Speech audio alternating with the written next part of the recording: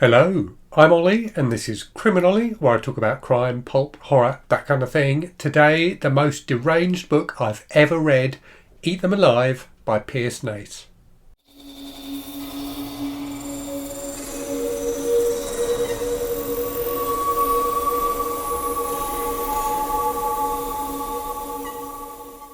Have you seen the Disney movie Pete's Dragon? This is a film that came out in the 70s and it's one of those Disney movies that combines live action with cartoons. And in Pete's Dragon, Pete, the main character, is kind of a plucky young kid who meets a cute cartoon dragon and has wonderful adventures with it.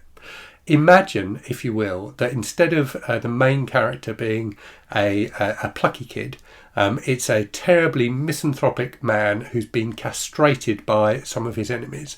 And imagine that instead of meeting a dragon, that main character meets a man-eating giant praying mantis. That is what Eat Them Alive is about. So I've read a lot of books in my life, and I've read a lot of books with quite extreme and graphic content. I've talked on the channel before about the most disturbing book I've ever read, the most disgusting book I've ever read, and the most difficult book I've ever read. Eat Them Alive is without doubt the most deranged book I've ever read. I've never read a book that is quite as bizarre and unhinged as this one. As a result of that, I had a fantastic time with it, but it is certainly not a normal book. It's a very, very strange book indeed. So let me give you a bit of background on it and tell you what it's about. So this is what is often referred to as a paperback from hell. So it's a pulpy horror novel that came out originally in the 1970s. It's long been out of print. Second-hand copies of it go for, a lot of money. Not least because it was featured in Grady Hendrix's book, Paperbacks from Hell, which I suspect pushed the price of it up even more. You can, however, read it on the site archive.org. So on archive.org, they have like a library section and a scan of the book is available there. That's how I read it. And it's a slightly weird experience because you're literally reading photographs of the pages of a paperback book. And there's at least one page which is missing completely. But, it's readable. You can read it. So what's it about? So it's about a guy with the unusual name of Dyke, who is like a kind of low-rank hoodlum who's involved with this gang who betray him. So they kind of torture him and attack him and leave him for dead. And Dyke ends up going and living on this island in the Caribbean. And he's thoroughly pissed off with the world. He hates the people who've attacked him, who've tortured him. He is literally emasculated by them. So he's not a happy guy. Whilst on this island, there is like an earthquake, and these giant praying mantises appear out of the ground.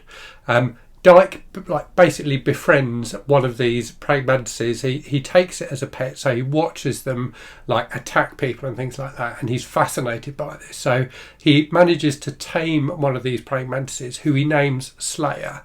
And thereafter, he uses Slayer to act out his kind of rage at humanity and get revenge on the gang who attacked him.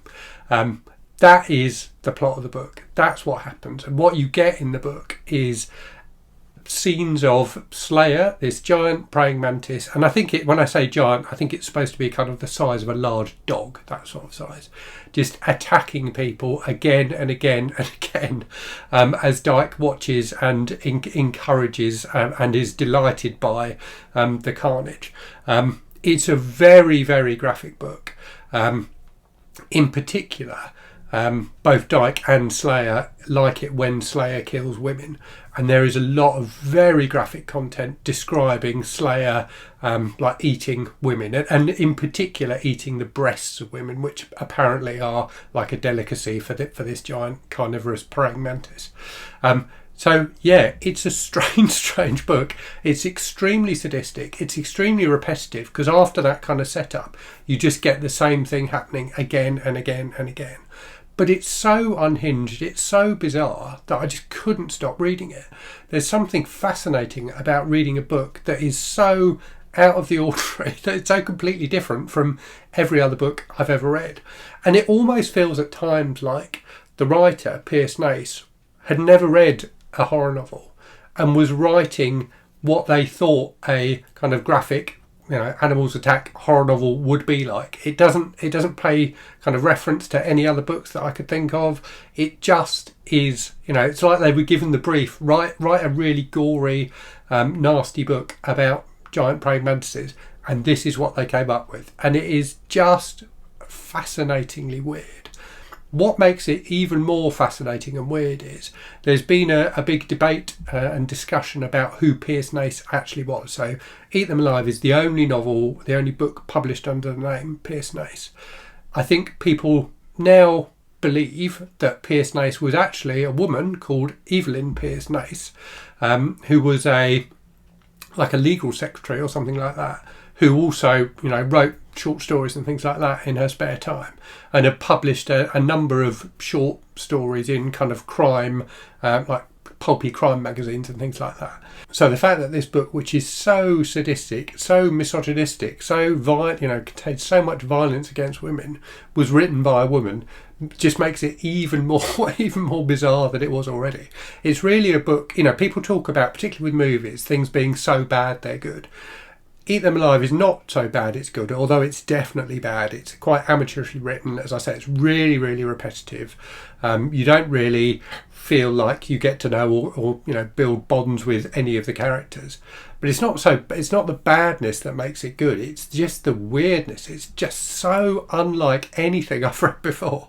It really did take my breath away. I've read a lot of trashy horror by people like, Sean Hudson and, guys like that who write, books which are in some ways similar. So, something like Slugs, which is a book I've talked about on the channel before, a book about killer slugs, ridiculous in the same way that something like Eat Them Alive is. But Slugs at least has kind of a plot to it. It feels like it has kind of a sense to it. It's whilst it's, it's very gory, it has a lot of sexual content. It feels like Sean Hudson was kind of trying to cram that into a relatively straightforward novel. You've got characters you can kind of associate with a bit. There's a bit of a plot that runs through it. Eat Them Alive is nothing like that at all. It's just completely bizarre. If that has kind of whetted your appetite for it, go into it with definite trigger warnings for extreme violence, and in particular extreme violence against women. But it's just such a strange, misanthropic, sadistic, horrific, horrible but fascinating book. If you like the sound of it, I really do recommend you read it. So yes, if you've read Eat Them Alive, do let me know in the comments what you thought of it, and let me know what the most unhinged book you've ever read was. Anyway, I'll leave it there and say, as always, thanks very much for watching. Hope you're safe and well out there. Hope you're reading good stuff, and I'll speak to you again very soon. Cheerio.